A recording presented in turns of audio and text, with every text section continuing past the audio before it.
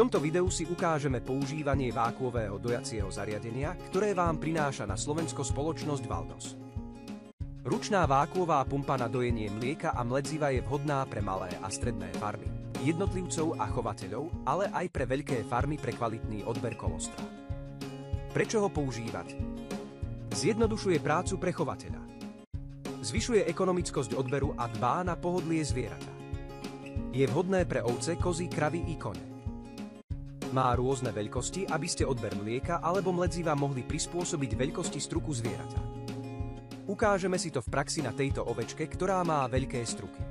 Mláďa si krátko po pôrode ešte nevie samostatne uchopiť veľký cecok matky. Preto použitím pumpy ľahko odsajeme potrebné množstvo tekutiny a prvé životne dôležité kolostrum môže mláďa i hneď prijať.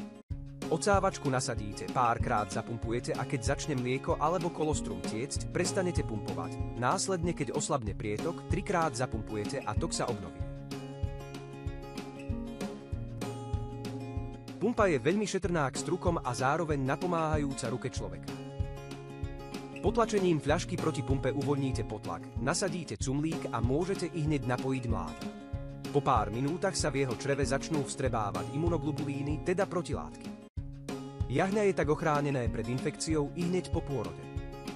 Naše odsávacie zariadenie je tak vhodné pri rôznych popôrodných stavoch, keď vemienko býva bolestivé, koža napnutá, pri odmietaní koní kojenia novorodenca, deformity papuľky, ale aj pre ľudí s rôznymi zdravotnými problémami rúk či pokožky. Ak sme vás zaujali, neváhajte si pozrieť viac info na našej web stránke www.valdos.sk alebo nás kontaktujte mailom či telefonicky.